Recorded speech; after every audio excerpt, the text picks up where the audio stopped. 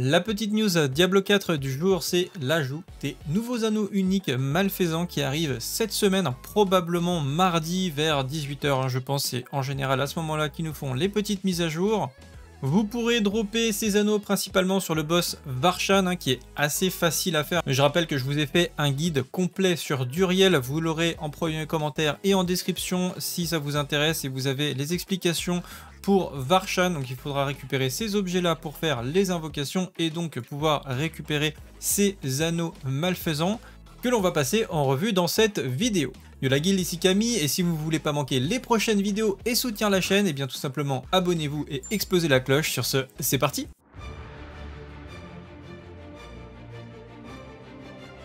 Donc, comme je le disais, il y en aura un pour chaque classe, et on va commencer avec le voleur. Eh bien, on a a priori un item level qui est au moins à 800, on ne sait pas vraiment encore s'il y aura plus ou moins de e-level, c'est pas impossible que ça puisse tomber plus haut.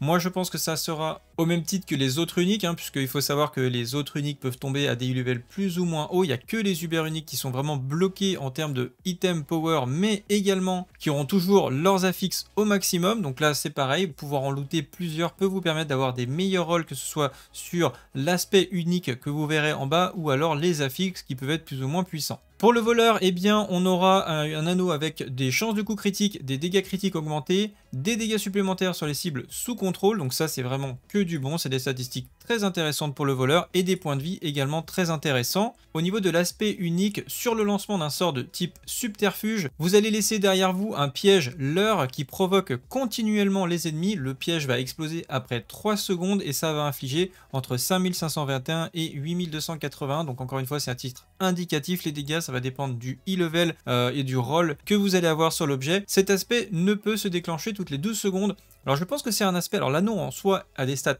des très bonnes stats, je pense que vraiment c'est des très bonnes stats. Pour pas mal de spécialisations, peut-être qu'il y a d'autres spécialisations qui chercheront d'autres statistiques, mais celles-ci sont, je pense, très très bonnes pour un anneau voleur. Mais en plus de ça, le côté leurre qui va provoquer comme ça les ennemis, alors c'est pas très clair, on sait pas, est-ce qu'il va être invulnérable ce leurre, est-ce que voilà, ça va pouvoir taunt comme ça les ennemis et les bloquer à un endroit sans pouvoir tuer le leurre. Si c'est le cas, c'est extrêmement puissant. Dans tous les cas, s'il n'est pas tué, ou alors peut-être s'il est tué, il va exploser en faisant des dégâts, ce qui pourrait potentiellement augmenter énormément la survie du voleur et être très intéressant d'ailleurs pour le prochain event de Zir qui s'appelle l'abattoir de Zir et qui arrivera courant début décembre. Pour la sorcière, on retrouve également un anneau très intéressant avec un aspect, vous allez voir, qui était très très fort sur la saison. Donc ils l'ont un petit peu changé, je crois qu'ils l'ont un petit peu nerfé, mais ça restera quand même très intéressant.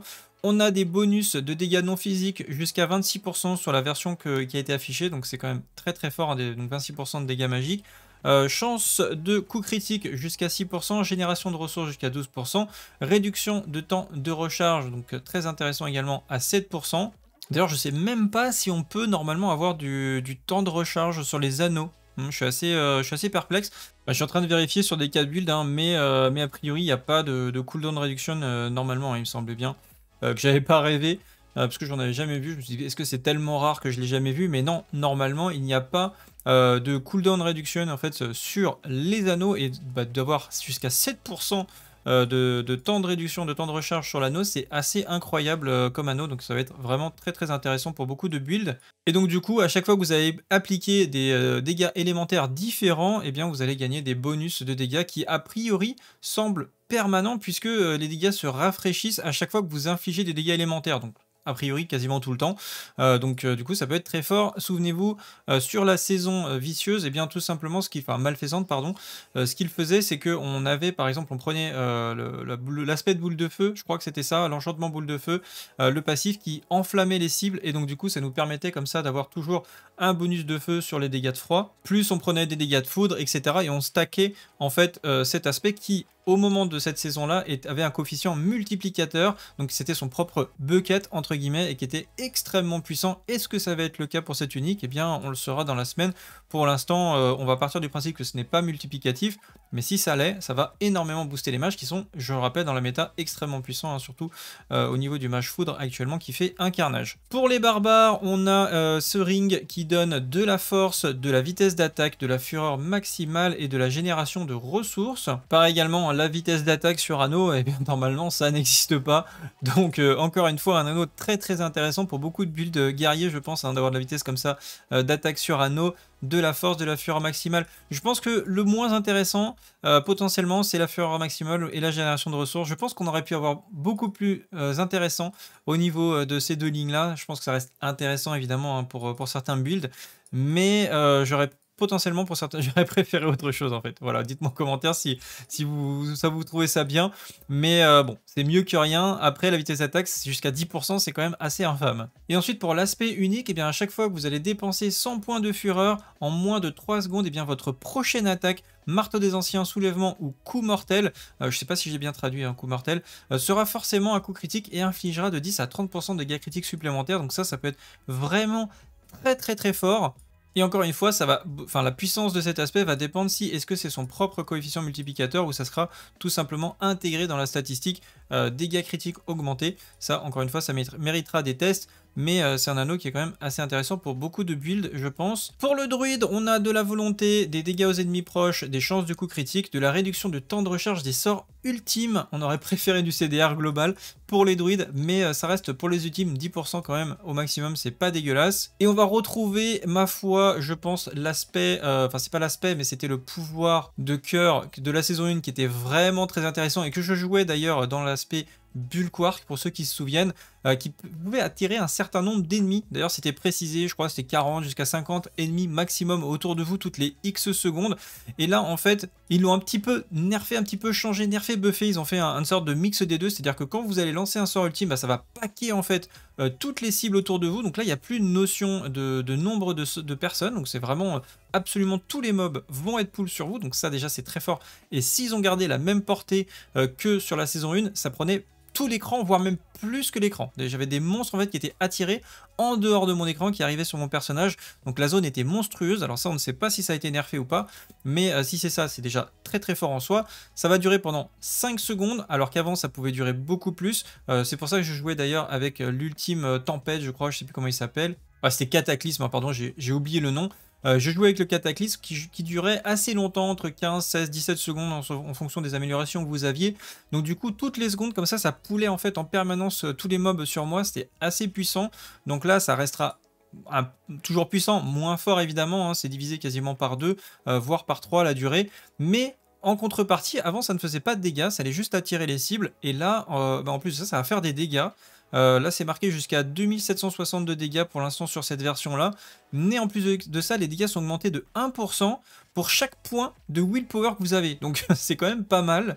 Potentiellement, ça peut faire même extrêmement mal, hein, parce que si on a 300, 400 points de willpower en fin de jeu, ben franchement voilà, 300% d'augmentation de dégâts, et si ça peut crit et si ça peut accabler, parce qu'on a des builds assez violents accablement, hein. Je pense par exemple au build pulvérisation qui va paquer les mobs et qui a un très très gros coup, des créneaux de taux pardon, de coups accablants, hein. D'ailleurs je sais pas si vous avez vu, mais le build pulvérisation sur cette saison c'est une dinguerie complète. Ça me donne envie de tester aussi, mais bon, je suis en train de faire mon war, j'ai pas le temps de le finir, mais vraiment le druide pulvérisation, ça mérite le détour. Et du coup ils ont beaucoup de coups accablants, donc je me demande si ça va attirer les mobs, les paquets, ce qui est parfait en plus pour la pulvérisation, mais en plus faire des dégâts qui auront une grande chance de critique et d'accabler. Bon, ça peut être assez broken.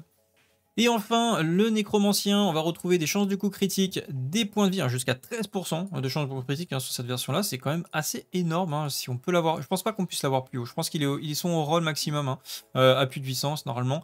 Donc c'est énorme, hein, 13,5% critique sur un anneau, c'est fou. Beaucoup de points de vie également, jusqu'à 1200.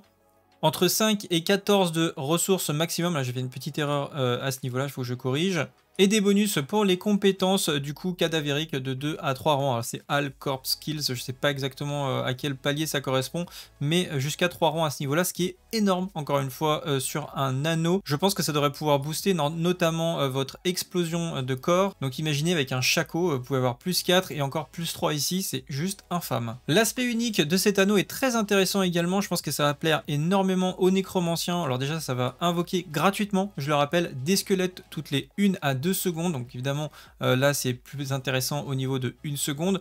Une explosion de cadavres toutes les 1 seconde automatique. Et une activation de vrille nécrophage automatique toutes les 8 à 16 secondes. Et c'était un aspect qui était extrêmement intéressant, par exemple pour le nécromancien lance-d'os, hein, puisqu'il lançait sa lance, il avait un énorme burst, mais voilà, du coup des fois on avait du mal on devait lancer plusieurs lances en fait pour tuer plusieurs mobs, et là en fait le premier mob que vous allez tuer, il va faire pop un cadavre, le cadavre va exploser, et si en plus vous avez l'unique qui fait exploser jusqu'à, je crois, c'est 4 cadavres d'un seul coup, ça va faire un carnage. Donc c'est à dire en fait avec une lance d'os, vous allez faire exploser comme ça les packs, tout simplement, hein. Ça peut être un joyeux feu d'artifice.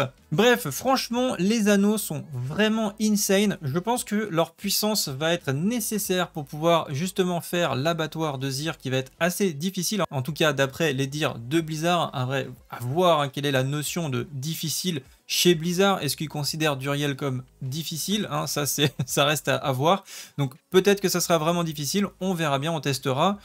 En tout cas, si vous voulez contribuer à ce post, eh bien vous pouvez le faire, puisqu'il y a une chose que je n'ai pas ajoutée à ce post, mais que j'aimerais bien faire en dessous de chacun des anneaux, c'est d'indiquer dans quel build cela pourrait être intéressant. Si vous avez ces connaissances, que vous maîtrisez bien certains builds et que vous êtes sûr eh bien, que ces anneaux peuvent être assignés à tel ou tel build, n'hésitez pas de nous contacter sur Discord.